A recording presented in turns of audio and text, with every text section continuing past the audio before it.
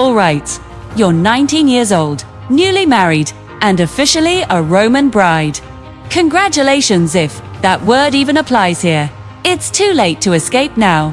The year is 89 CE, during the rule of Emperor Domitian. Your name is Flavia, born into a respectable household, raised to obey, trained to endure. And tonight, Rome is about to instruct you very clearly on what marriage actually means. Not the saffron veil, not the walnuts tossed for luck, not the polite smiles. The other part, the part no one ever commits to writing. Your bare feet press against cold marble. The floor chills your bones. Torches along the walls hiss and spit smoke, staining the air. Behind you stand 7 witnesses, silent and unmoving, like carved pillars. They are not present for beauty or blessing. They are here to ensure compliance, to make certain you fulfill the role expected of a Roman wife. And until this moment, no one explained the details. Of course they didn't. You step forward toward a wooden object in the corner, half hidden beneath heavy cloth. Your hands tremble so violently that you fold them into your sleeves, hoping no one notices. Everyone notices. No one intervenes. Your mother's words echo in your mind from this morning, whispered while she braided your hair. Do not resist. No matter what they ask, do not resist. Now you understand why her hands shook. Now you understand why she cried. CA. Here is the truth. Rome never softens. Marriage is not romance. Marriage is a transaction. Ownership is transferred. Your father relinquishes you. Your husband receives you. You are the property. The contract is the ceremony. Your body is the proof. Welcome to adulthood, Roman style. Outside, you can still hear the crowd. Men shouting crude songs, laughing, calling out instructions. Rome claims the noise is meant to scare away evil spirits. Maybe that's true. Or maybe it's just an excuse for grown men to shout directions at a teenage girl on her wedding night. You can decide. Your husband, Marcus Petronius Rufus, is 25 years older than you. He carried you across the threshold earlier. The gesture is meant to be tender. It wasn't. It was a reminder. Once, brides were dragged inside whether they wished to enter or not. The door closes behind you now. The world grows unnaturally quiet. Too quiet. You finally take in the room. A pronuba, the senior woman overseeing the night. A priest, 3 female slaves carrying basins and folded cloths. A physician standing apart, a leather bag at his feet. And in the corner, still waiting, the draped wooden figure. So many people, for something Rome insists is private. The pronuba grips your hands with the firmness used on livestock, not brides. Controlled. Certain you are in your husband's home now, she says, meaning, you belong here. She steers you toward the statue.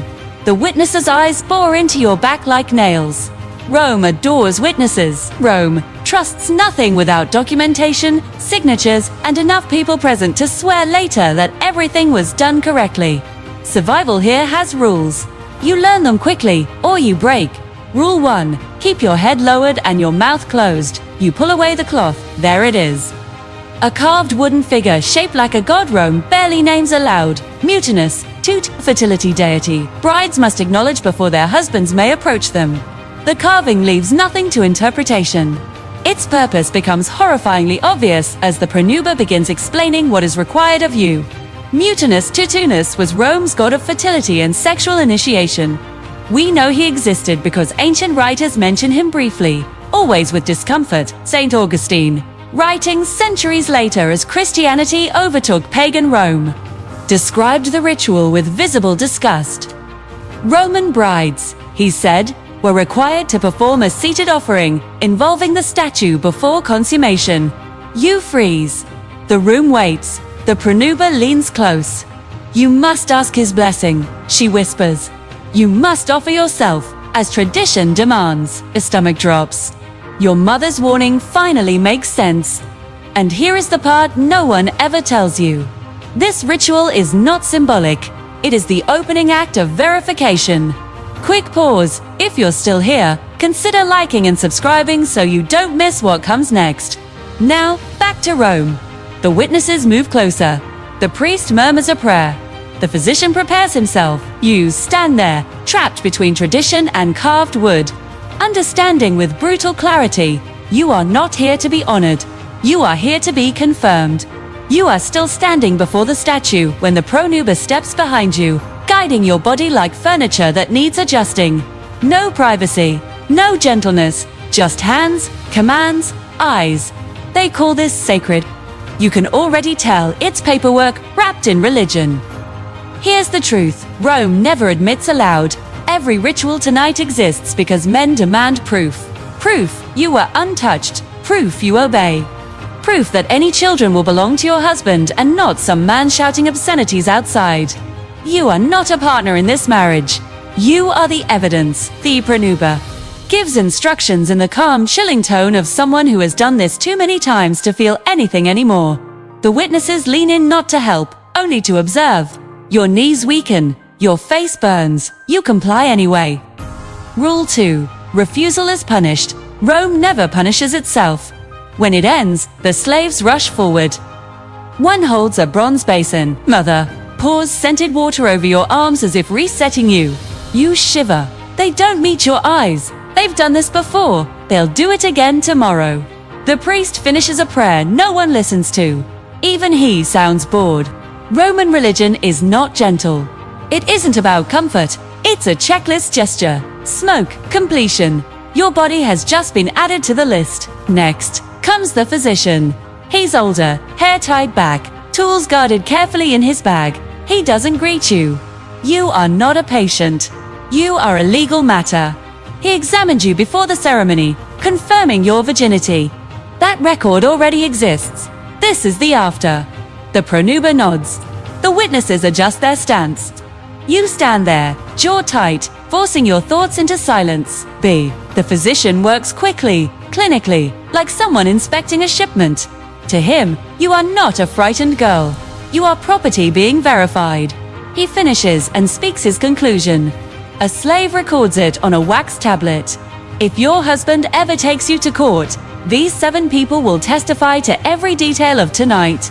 You want to scream. You don't. Screaming is not an option. The pronuba announces that the preparatory rites are complete. Translation: the real ordeal begins now. They lead you to the bedchamber. The door is left open deliberately. Oil lamps burn bright. Shadows sway like silent observers.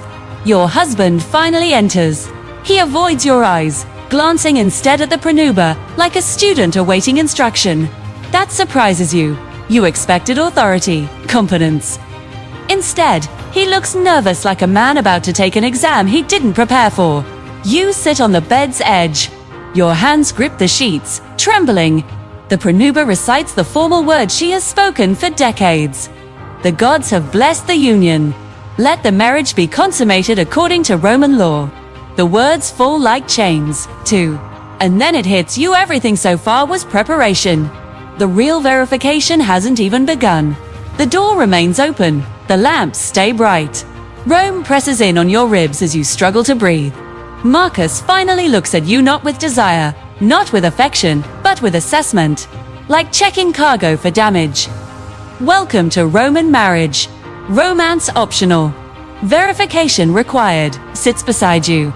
The bed creaks. The pronuba clears her throat, her signal to proceed. The witnesses shift in the hall, close enough to hear everything. That's intentional. Roman consummation is not private. It is a legal step. A stamp on a document, except the document is you. Marcus tries to be gentle.